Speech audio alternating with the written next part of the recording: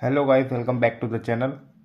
आज हम बात करते हैं कुछ और टाइप्स, ग्राफ के कुछ और टाइप्स को देखेंगे कि वो क्या होते हैं। डायरेक्टली आपसे पेपर में पूछ ले जाते हैं 2 मार्क्स के क्वेश्चन में।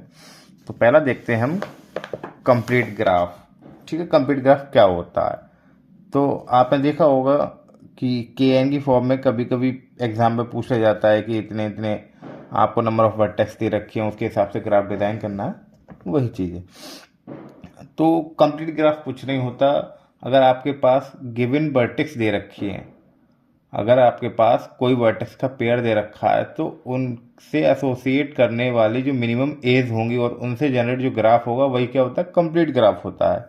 जैसे कि the complete graph of a vertex in a simple graph in which there exist an edge between every pair, यानी कि कोई भी वर्टेक्स के पेयर में अगर कोई वर्टेक्स दे रखे हैं या कलेक्शन ऑफ वर्टेक्स दे रखे हैं, तो वहाँ क्या उनके बीच में क्या कोई एक एज एग्जिस्ट करेगी, तो वो ग्राफ कैसा हो जाएगा, आपका कंप्लीट ग्राफ हो जाएगा। ठीक, जैसे कि यहाँ मैंने कुछ कंप्लीट ग्राफ के एग्जांपल्स दे रखे हैं। Complete graph of 1 2 3 4 5 vertex. ठीक है, वन के लिए K1 के लिए क्या होता है, हम सिंगल। अब हमारा क्या हो गया, 2 वर्टेक्स हो गए B1 और B2। B1 B2 के लिए क्या, इनको कनेक्ट करने के लिए मिनिमम कितनी एज की रिक्वायरमेंट होगी, एक एज की रिक्वायरमेंट होगी। अब हमारे पास 3 वर्टेक्स हो गए। ठीक है, तो देखिए इनको कनेक्ट करने के लिए कितनी, ये इसके लिए, तो इसके लिए एक फॉर्मूला होता है कि आप, इसके लिए फॉर्मूला होता है n(n-1/2), जिससे कि आपको नंबर ऑफ एज निकल आती हैं उस आपको। जैसे कि लेट अस एज्यूम, मैंने यहाँ लिख रखा है K7 K8 के लिए। K7 के लिए देखते हैं क्या होगा, तो 7 7 - 1 डिवाइड बाई 2 इक्वल्स टू 3, यानी कि 21। अब जो मैं K7 के लिए अगर ग्राफ डिज़ाइन करता हूँ, यानी कि जिस ग्राफ में 7 वर्टेक्स होंगी, उस ग्राफ के लिए अगर मैं एज उसमें अगर मेरे को एसोसिएट करनी होंगी बिटवीन द वर्टेक्स, तो वहाँ कितनी 21 एजेस मेरे को एसोसिएट करनी पड़ेंगी। ठीक, तो ये होता है आपका कंप्लीट ग्राफ। कंप्लीट ग्राफ कुछ नहीं, आपको सिंपल सी डेफिनेशन देनी है। अगर आपके पास कोई कलेक्शन ऑफ वर्टेक्स या कोई वर्टेक्स दे रखी है, तो उसके अंडर एक एज एग्जिस्ट करेगी। ठीक,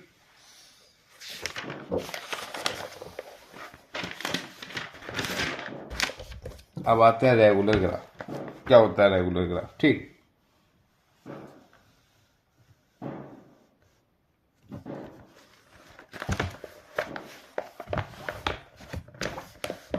बढ़िए। A simple graph is called regular graph if every vertex of this graph has same degree। मतलब कि अगर कोई जैसे ग्राफ दे रखा, अगर उस ग्राफ में जितनी भी वर्टेक्स हैं, उस ग्राफ में जितनी भी वर्टेक्स हैं, उनकी जो डिग्री होगी वो क्या होगी, सेम होगी। अब डिग्री कैसी भी हो सकती है आपकी, इन डिग्री या आउट डिग्री भी हो सकती है। इन डिग्री और आउट डिग्री का कॉन्सेप्ट हमने प्रीवियस वीडियो में डिस्कस किया था। तो जो डिग्री होगी ना रेगुलर ग्राफ में, वो किसी भी वर्टेक्स के लिए वो क्या होगी, सेम होगी। ठीक, a regular graph is called an regular और रेगुलर डिग्री ऑफ एन। ठीक, इफ देखिए जैसे इसके लिए क्या है, 1 0 है क्या, अब इसके लिए देखिए कितनी है, 1, इसके लिए भी 1। B3 के लिए देखिए कितनी है, 2। B1 के लिए 2 और B2 के लिए भी 2। इस पे आइए, B1 के लिए 1 2 3, B2 के लिए 1 2 3, B3 के लिए 1 2 3, B4 के लिए 1 2 3। क्या सेम है? जितनी भी वर्टेक्स अगर इस ग्राफ में, इन चारों ग्राफों में एग्जिस्ट कर रही हैं, उनके लिए जो नंबर ऑफ डिग्री, वो नंबर ऑफ एजेस यानी कि कोई डिग्री है, वो क्या सेम है। ठीक, डिफर नहीं है सारी वर्टेक्स के लिए। अगर ऐसी कोई कंडीशन आती है, तो हम उस टाइप के ग्राफ को क्या कहते हैं, वो कैसा ग्राफ है आपका, रेगुलर ग्राफ है। ठीक, अब देखिए साइक्लिक ग्राफ।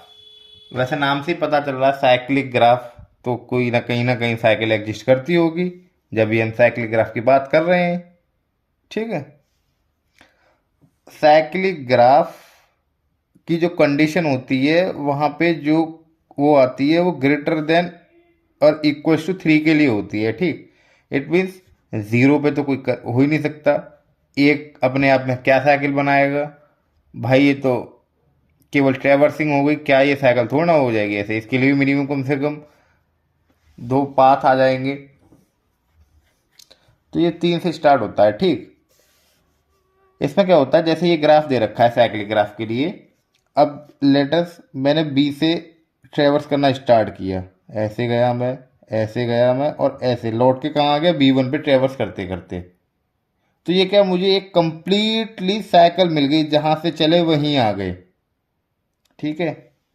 जहां से चले वहीं आ गए, यानी कि कैसा कलेक्शन मिल गया कि n-1 से चले और n तक पहुंचे, ऐसा कुछ कलेक्शन मुझे इस ग्राफ में देखने के लिए मिल रहा है।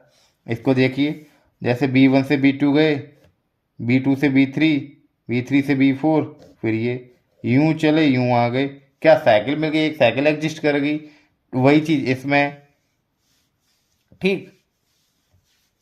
तो क्या, आप जब ग्राफ के किसी वर्टेक्स से गए और लौट के ट्रेवर्स करते करते वहीं आ गए, तो वो ग्राफ कैसे होते हैं, साइक्लिक ग्राफ होते हैं, ठीक।